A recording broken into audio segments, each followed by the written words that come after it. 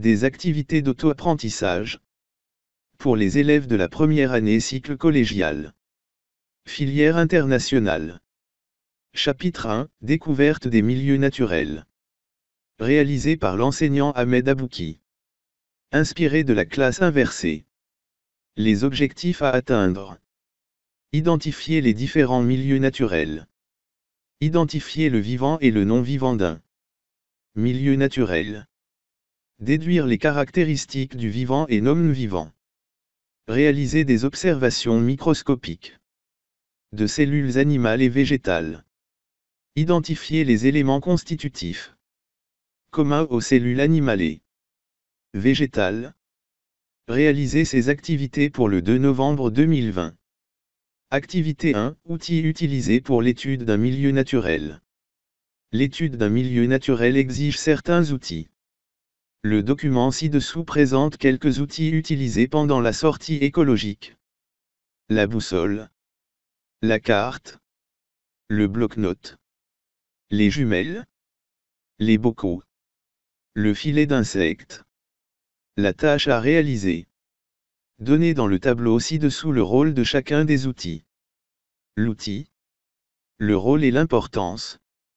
La boussole, la carte, le bloc-notes, les jumelles, le bocaux, le filet d'insectes. Activité 2, diversité des milieux naturels et leurs composantes. Notre planète est constituée de nombreux milieux naturels où vivent de très nombreux êtres vivants, végétaux, animaux, champignons. Pour identifier ces composantes, on propose les documents ci-dessous. Document 1, document 2.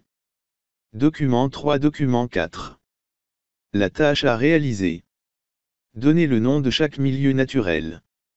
Observez les documents et relevez les constitutions de ces milieux et complétez le tableau suivant. Les êtres vivants. Les constituants non vivants. L'état physique. Animaux.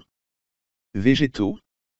Citez quelques caractéristiques qui différencient les êtres vivants des constitutions non vivants. Citez quelques caractéristiques physiques des milieux naturels. Définir un milieu naturel et montrer sa diversité. Activité 3, la cellule, unité de structure de tous les êtres vivants. Tous les êtres vivants, animaux, végétaux, micro-organismes, sont constitués d'unités structurelles et fonctionnelles, invisibles à l'œil nu, appelées cellules. La tâche à réaliser. Comment observe-t-on les cellules? Définir le microscope. Observation des cellules chez les êtres vivants unicellulaires paramécie. Protocole expérimental. Dans un tube à essai, placez une petite poignée de foin ou de blé et fermez par du coton. Après une semaine, on prend une goutte de l'eau du tube, on la dispose sur la lame et on y appose la lamelle. Disposez le tout sur le microscope et observez. La tâche à réaliser. Réaliser un schéma annoté d'une observation microscopique de la paramécie. Vue microscopique d'une paramécie, schéma de la paramécie. Observation microscopique des cellules de l'épithélium buccal. Protocole expérimental. Grattez légèrement avec l'angle la face interne de la joue. Disposez le contenu sur une lame et y ajoutez une goutte de bleu de méthylène. Recouvrez l'ensemble d'une lamelle. Disposez le tout sur le microscope et observez. La tâche à réaliser. Réaliser un schéma annoté d'une observation microscopique de l'épithélium buccal. Schéma d'une cellule de l'épithélium buccal. Observation microscopique des cellules de l'épithélium buccal. Observation microscopique des cellules d'oignon. Protocole expérimental. Découpez un morceau d'oignon à l'aide d'un scalpel, puis avec la pince à épiler prélevez une fine peau qui était située à l'intérieur de l'oignon, faire attention de ne pas la déchirer, cela pourrait fausser l'observation au microscope. La disposer sur la lame et y ajouter du bleu de méthylène, y apposer la lamelle. Disposez le tout sur le microscope et observez. La tâche à réaliser. Réaliser un schéma annoté d'une observation microscopique de l'épiderme d'oignon. Observation microscopique des cellules de l'épiderme d'oignon. Schéma. La tâche à réaliser. Citer les constituants fondamentaux de la cellule. Citer la différence principale entre la structure d'une cellule animale et celle d'une cellule végétale. Montrer que les végétaux et les animaux sont des êtres vivants pluricellulaires. Définir les termes suivants. Milieu naturel. Vivant. Non vivant. Microscope. La faune. La flore. Unicellulaire. Pluricellulaire. La paramécie. L'alternance pédagogique entre l'enseignement en présentiel et auto-apprentissage permettrait de garantir un cadre d'apprentissage penché vers le principe de la classe inversée. En classe, l'enseignant doit renforcer l'apprentissage des élèves en réalisant ses activités à l'enseignement en présentiel. Correction des activités d'auto-apprentissage. Activité 1. Outils utilisés pour l'étude d'un milieu naturel. L'étude d'un milieu naturel exige certains outils. Le document ci-dessous présente quelques outils utilisés pendant la sortie écologique. La boussole. La carte. Le bloc-notes. Les jumelles. Les bocaux. Le filet d'insectes. La question. Donnez dans le tableau ci-dessous le rôle de chacun des outils. La réponse. Outils. Rôle et importance.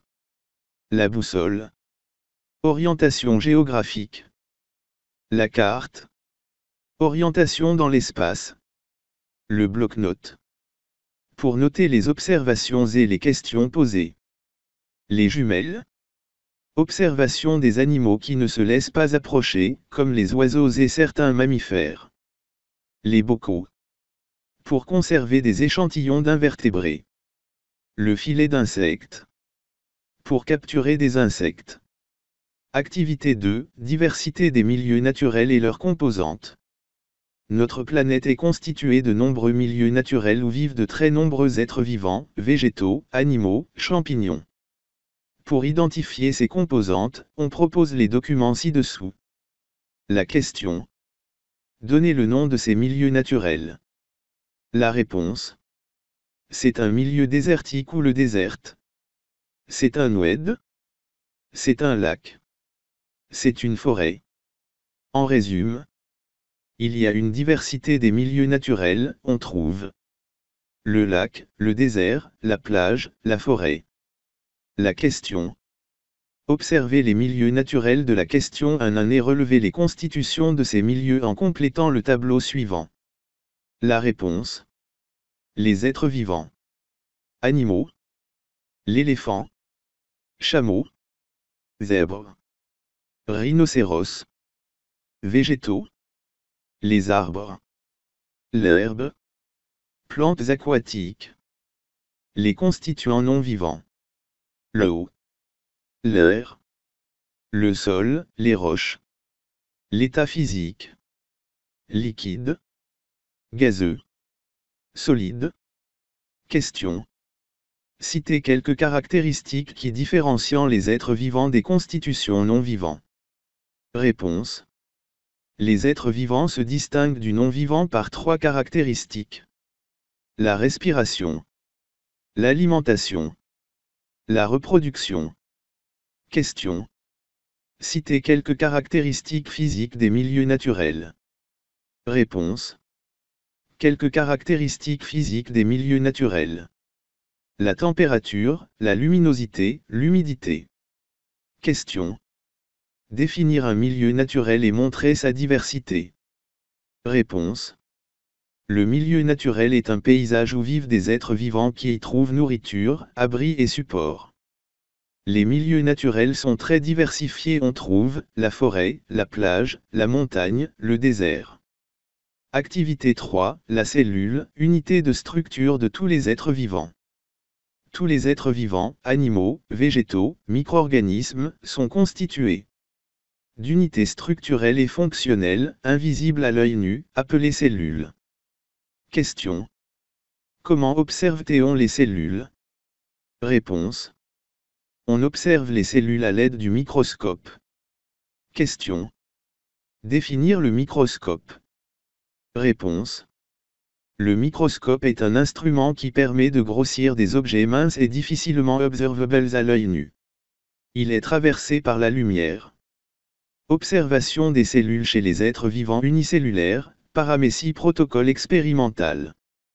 Dans un tube à essai, placez une petite poignée de foin ou de blé et fermez par du coton. Après une semaine, on prend une goutte de l'eau du tube, on la dispose sur la lame et on y appose la lamelle. Disposez le tout sur le microscope et observez. Question. Réalisez un schéma annoté d'une observation microscopique de la paramécie. Réponse. Observation microscopique d'une paramécie. Vacuole. Cytoplasme. Membrane cytoplasmique. Noyau. Cils. Schéma de la paramécie grossissement 400 fois. Observation microscopique des cellules de l'épithélium buccal.